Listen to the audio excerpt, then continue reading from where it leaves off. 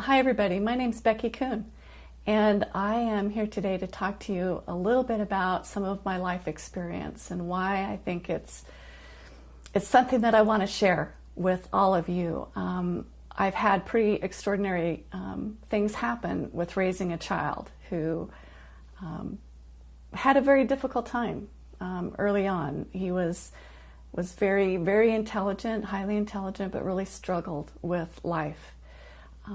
He had a hard time understanding why things were the way they were, and just from the get-go, he was a different kind of child, and I knew that. And so when he was in first grade, he was diagnosed and labeled with ADD, ADHD, and a lot of other things. And, you know, it kind of took us down a road of working in a system of trying to find ways to support this really unique child. And so it was challenging. It was challenging. He was this amazing bright light. He was this amazing child. And yet, even with all of the interventions and the counseling and the different things that we were doing at the time, we were losing him. He was in a fog. Most of the time, he was challenged. He had side effects from medications. There were just a whole host of things that were really, really challenging, and my heart was breaking. There was one point when he was in first grade that I knew I had to do something. I got a call from this is going to make me cry. I got a call from his first grade teacher, and it was Mother's Day. Wow. And she said, "You got to come to school. You got to come here. I got to show you something. I'm really worried." I said, okay, because I was used to getting calls at this point. You know, I got calls fairly regularly. And she showed me the picture that he had drawn for me of his Mother's Day card.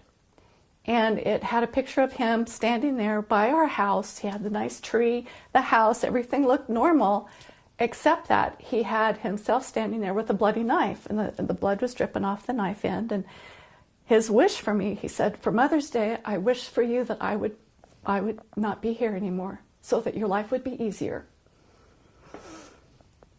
That was it. I knew I had to do something. I had to do something to help him, because that was not at all what I was feeling. It's not at all what we presented to him. He was loved beyond belief, and so I knew something was up. I knew something was really challenging him, and so at that point. I decided to talk to some doctors who were specialists in dealing with disorders with kids. And that's when I started the system, when I got into the medical system with him. We started treating him with medications. They did all these tests. They started treating him. By the time he was in 5th grade, we had tried so many modalities in the system. He'd been on probably 10 different medications by that time, a lot of times 2 or 3 at once, at the same time, 2 or 3 at the same time. And it was a tough road. He started to develop some mannerisms and some tics, and ended up in an institution by the time he was 10 for a little while. About a month, he spent some time in a hospital and in a psychiatric ward. And of course, they gave him several more labels. So by the time we were done, he had I think 5 different labels to what it was he was dealing with. And they sent him home, and he was on more medication and a strict behavior modification program. And mind you, he's only 10 at this time, by this time. And I was losing him. There was one day. He came home and he said, "Mom, I almost did it. I had a noose around my neck today." And I took it in and I listened, and I said, "Well, what made you stop?" And he said, "Well, the thought came into my mind that maybe somebody would miss me." And I said, "Yeah, you would be dearly missed." So I had reason to be strong, to be persistent, even though things weren't quick, and it's not like it's a bed of roses. I had a reason to persist because his life force was more important to me. They basically had given me, not a lot of encouragement that he would succeed in life, that they felt like he needed kind of long-term institutionalization. And you know what? I just wasn't going to give up. So I found the strength to do something different. I decided to go a different route.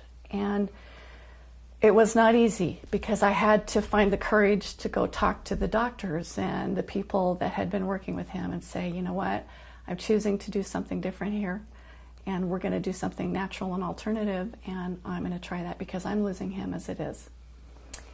And so at that point in time, I spent 2 weeks, I took time off work, I weaned him off of the medications, and it just was serendipitous that the universe started to respond, that I ended up meeting people who were working in alternative healing modalities. And I met some people who were, working with blue-green algae, which is a whole food. And I worked with a naturopathic doctor, and I met people who did cranial sacral massage. And so my world opened up to looking at alternative methods for helping this amazing soul want to be here. And I would just encourage people, it may not be an easy road to look at alternative modalities. A lot of those get at the heart of what's happening, and it's not even about changing. It's not about changing who you are. It's about supporting who you are. It's about recognizing the uniqueness that we are and then finding ways to support that expression.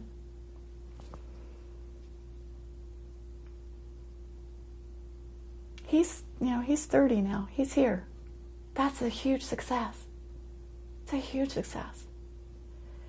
And while he has stuff, we all do. He's been this bright and shining example to me of what can be done, of what we can do, of what potential we all have to reach beyond what are perceived as limitations, what are perceived as labels, what are perceived as disabilities. It is all in a perception. Depends on what perception you're looking from or whose perception it is. I started looking at the gift of who he was. Instead of looking at a label of a disorder or a disability, we began to see the gift of this unique soul on the planet. And yeah, you know what? He didn't fit the system. He didn't have a good time in school. Even with all of the alternative stuff we did, he struggled making it through high school. But I shifted my perspective as his mom, and the things that mattered to the system didn't matter as much to me. I had a different paradigm that I was working from.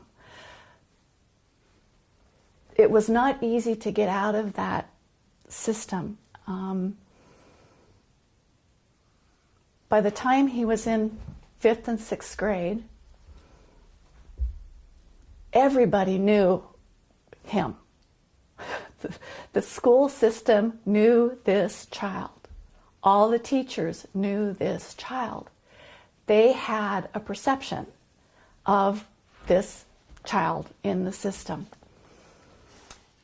So, when we started doing alternative work with him and doing alternative healing and therapy and nutrition and all of these different things, nature, we were getting him out into nature, we were doing all these things different. The system had a hard time shifting. They had a hard time letting go of the labels that he had been under. So we knew we needed to leave. We knew we needed to leave that system. So we moved to a small little town in Montana. And I was able to get him enrolled in a school You'll love this. You'll love this story. Being drawn to this small town in Montana, this small school district, and I knew that I didn't want the system to see the labels. I wanted them to see a different side of him. So I went to the principal and I had a meeting with her before we got him in school, and I said, I don't know, this may sound strange to you, and it's okay, but you need to know, as his mom, I'm going to support him in what he does. He's very unique. He sees things differently. He sees life differently, and he has these gifts. And I proceeded to tell her some of the things that we had been experiencing. And I said, doesn't matter to me, what you believe, but I'm going to support him.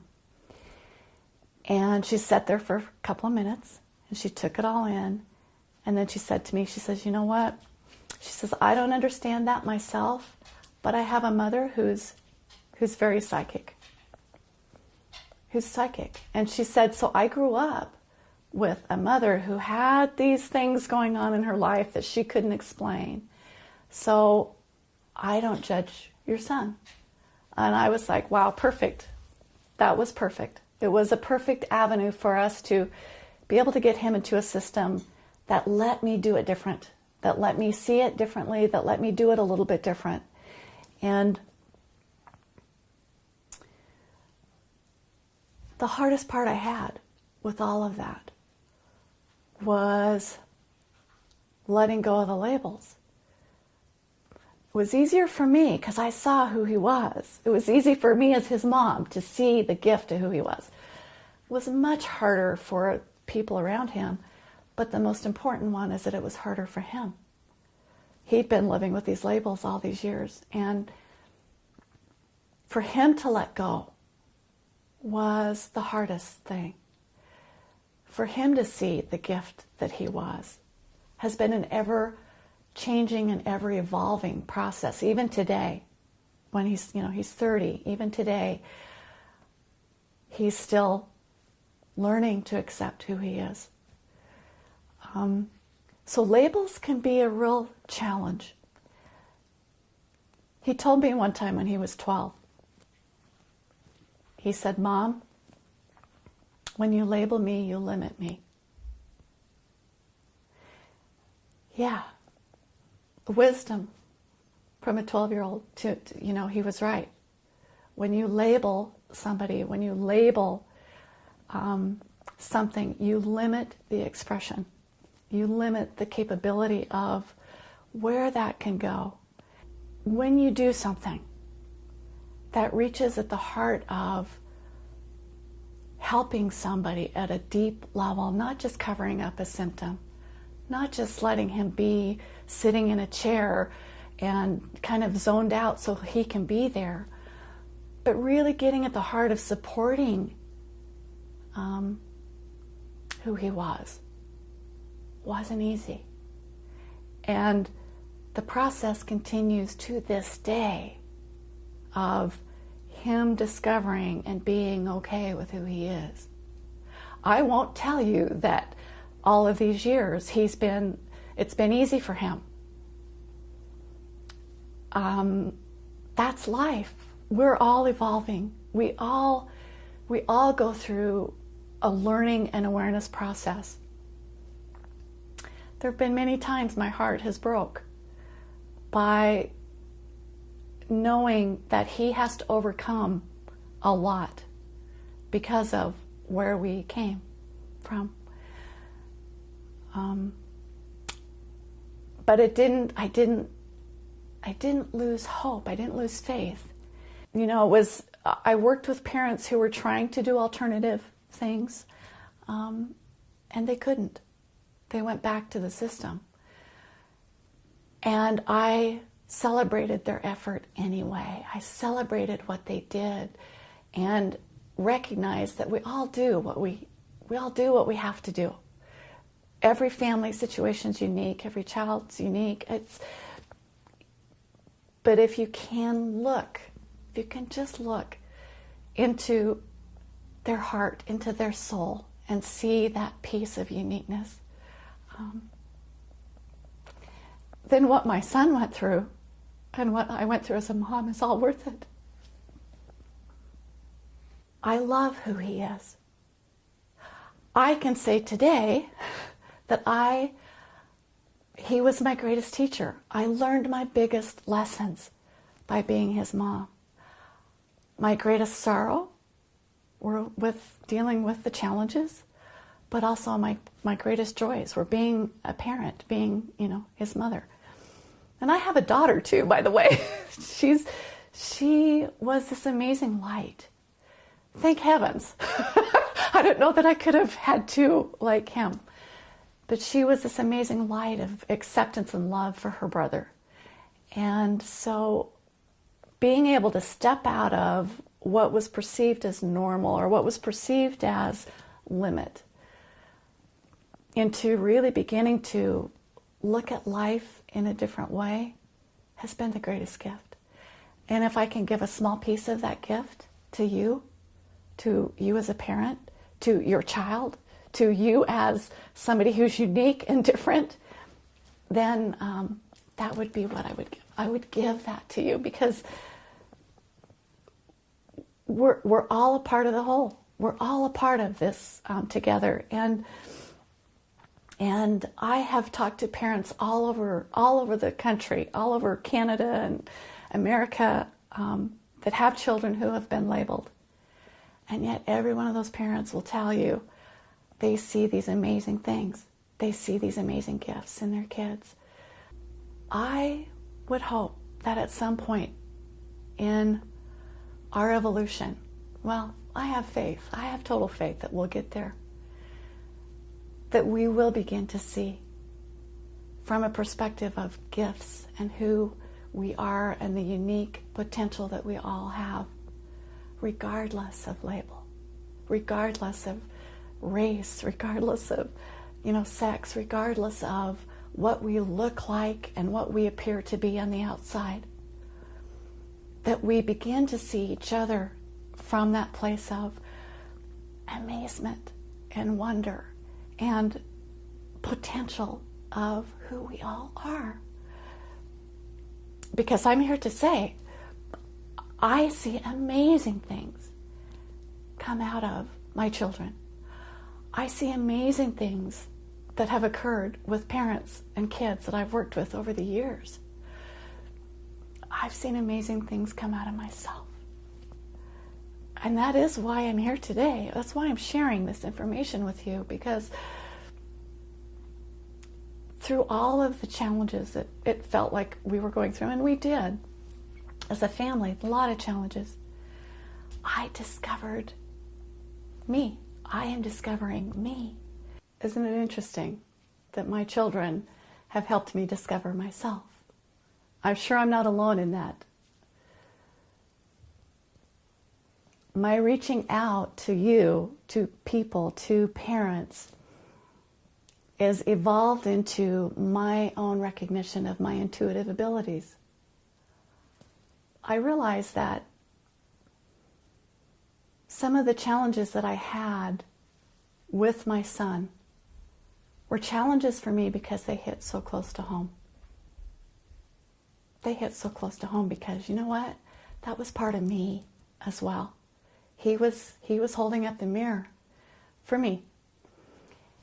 And so I am stepping into the work that I'm being called to do, which is as an intuitive channel. To tap into my own intuitive ability, to be able to connect with someone on a one-on-one session, a counseling session, to be able to open my heart and my journey and my life experience and the channeled wisdom that comes from Divine Source to help you connect to seeing your life from a divine connection and seeing the potential that you have, that your child has, that we all have, to be much more expansive and much more than what we give ourselves credit for, much more than what we've been told we are. So I do one-on-one counseling sessions, and it's been truly rewarding. I've worked with parents and using this intuition that we all have, helping them recognize their intuition and their power. As a parent, you know your child better than anybody. I can only give, ideas. I give tools. I might spark some thought process in you that would help you with your child. So that's the work that I am doing now. I have stepped into a part of myself because of my journey that is an amazing gift of recognition of my source, my divine connection. And I would love to help. I would love to help you. I would love to help anybody you know that's out there challenged by what they're dealing with in the system, or what they're, even if they're not in the system, even if you're not in the system, we all need to know that we're not alone. You're not alone on the journey.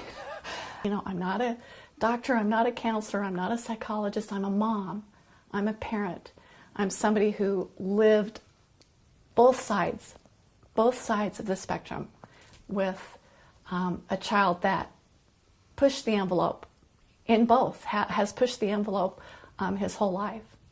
And yet I'm here to tell you, he did choose to stay here on the planet as much as he wanted to leave at times.